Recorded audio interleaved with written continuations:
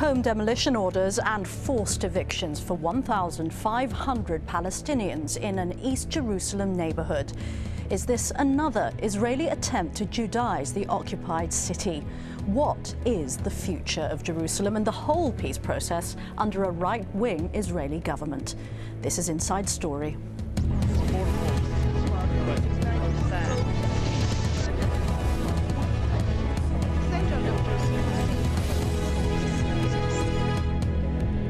Hello and welcome to the programme. I'm Veronica Pedrosa. More than 1,500 Palestinians living in East Jerusalem have been told they'll be evicted from their homes. Israel says the 88 houses in the Silwan neighbourhood were built without permits and are therefore illegal and must be demolished. Under international law, East Jerusalem is not recognised as part of the Israeli capital. In fact, it's still considered to be under illegal occupation by Israel.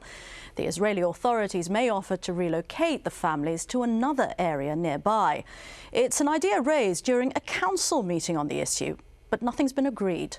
Well, the 1,500 residents are rejecting the idea of being forced to leave their homes. Residents of Silwan admitted that they are helpless and desperate, but they remain defiant. Here's what some of them had to say. There is nothing to do with this. There is no power for us to do anything. It's a bad decision. They are coming to take me out from my home. It's so difficult and so bad. There is no place to go. So we are, standing here and give our voice to all of the world to see what they can do for us. Maybe it's just help. This is a bad decision. They take this awful decision to demolish 88 homes based on what? Some homes were built in the 40s. We will leave it in God's hand, but we will not give up easily. If the Al-Aqsa Mosque is demolished tomorrow, the Israelis would be happy. My husband is in jail, has been there for 10 years. As if losing my husband isn't enough, now they're chasing me out of my home. This is our land. We are not leaving it, regardless of the consequences. Even if we have to sleep on the dust of the earth, even if they demolish our homes, we will not leave. I have a family of 12. Where can we go? We've built our homes here years ago. Why do they want us out now? It's not a matter of permits, it's a political issue. Israel's plan to demolish the 88 houses in the Silwan area is not its first action in East Jerusalem. In 2004, the mayor of Jerusalem revealed a town planning scheme that stretched as far as the year 2020. The plan proposed further Israeli settlements. It also limited the expansion of existing buildings in Silwan, which could prevent Palestinians from expanding their own homes. Since then, there have been increasing signs of Israel's interest in the area. In 2007, the Israeli authorities approved the building of just under 400 housing units in East Jerusalem. Now, at the Annapolis talks in the same year, the Israeli government itself agreed to freeze its settlement expansion. But a study by the Israeli NGO Peace Now has found that in actual fact, building applications continued, and more than 2,700 units were approved in 2008. That's almost 7 times more than before Israel agreed to stop building. Well, joining us today to discuss all this are our guests in Bethlehem, Suhail Khalilieh. He's head of Settlements Monitoring Department at the Applied Research Institute. In Jerusalem, we have Hagit Ofran. She's head of Peace Now's Settlement Watch.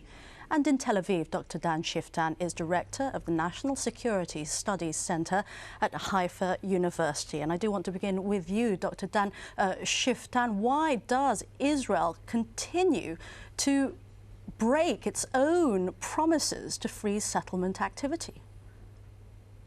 First of all, Israel never agreed to stop settlements in Jerusalem.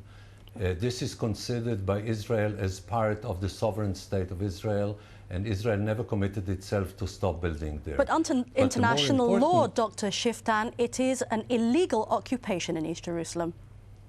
No, under international law, Jerusalem is a very complicated situation where nobody has sovereignty because it's supposed to be in 1947 some corpus separatum, an international city, and this was broken when Jordan took part of it and Israel took part of it. It's a very complicated issue, but to put it in these simple terms, that here is something that Israel is breaking international law is simply untrue. Well, what do you have to say to that, Hagit Ofran? Because you belong to the NGO that came up with the study that we've just quoted. Well, we don't really go along the legal issue. I think it's a political issue, and we say that for the best interest of the state of Israel, Israel must stop all settlement activity, and that should include Jerusalem. If Israel wants to build in East Jerusalem, we have to have a peace agreement when we exactly define the borders between the Israeli capital and the Palestinian capital in Jerusalem, and then we can build everything agreed, but not as long as there's still no agreement and occupation going on.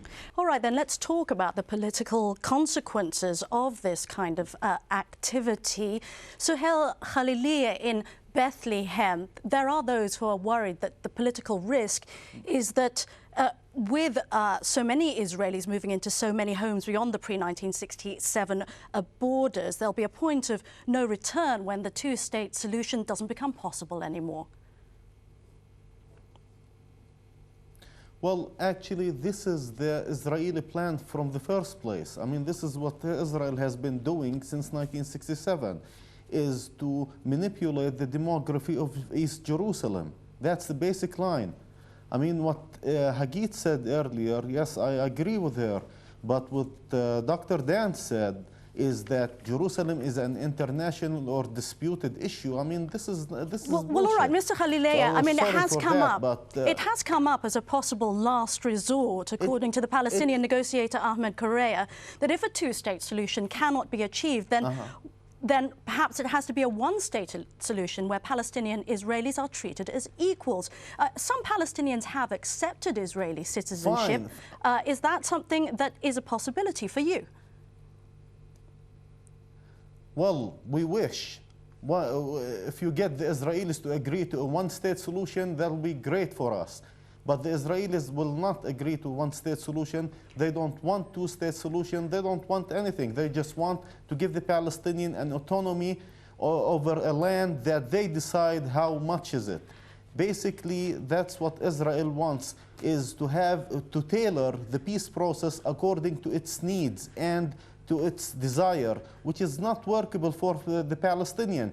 The Israelis cannot continue to build and build more and demolish Palestinian houses in Jerusalem and throughout the West Bank.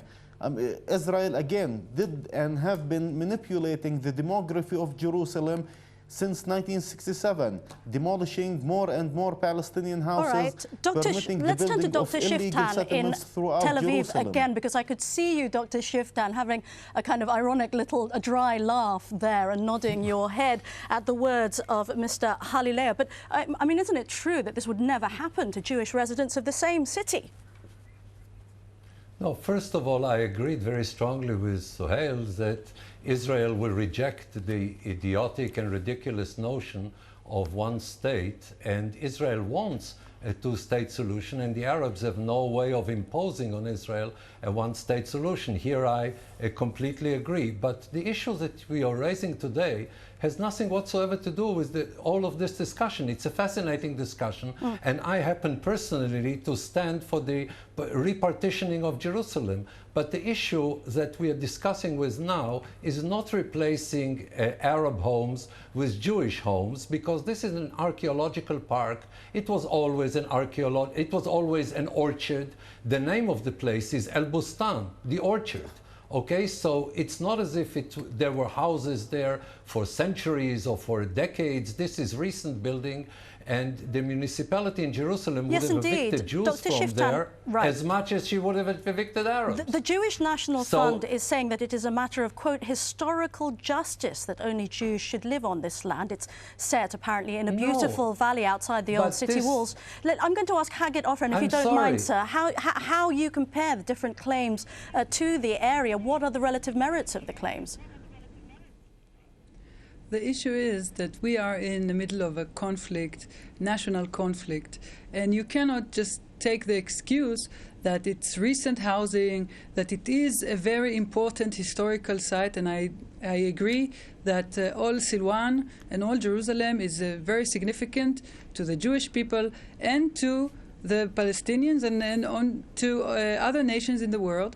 But we are in the middle of a conflict, and if Israel want to take actions that will make it impossible in the future to have a two-state solution, this is, in my view, a suicide action by Israel, because if we don't have a two-state solution, then we are doomed to ongoing conflict until we get, I don't know where, but it's going to be a very hard conflict. And a solution is still possible, and it's going to be based on sharing Jerusalem, that there will be a Palestinian capital in East Jerusalem where the Palestinians live, and a Jewish Israeli capital in West Jerusalem. And any kind of using excuses of historical and religious excuses is only playing with fire in one of the most sensitive places in the world. All right, Suhail Khalili, let's talk about another possible political consequence.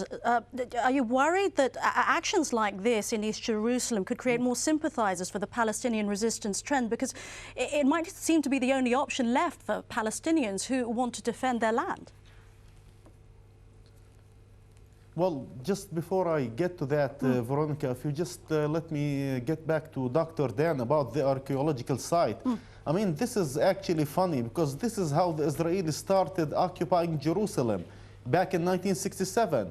They took over Bab al-Magharbi and they demolished dozens of Palestinians, actually hundreds of Palestinians' houses, and they did it because of archaeological pretext. And then they got the people out and got the Israeli settlers to live instead of the Palestinians. I mean, this is the same scenario as we saw back in 1967. Time for a short break. When we come back, does the two-state solution still stand a chance? Stay with us.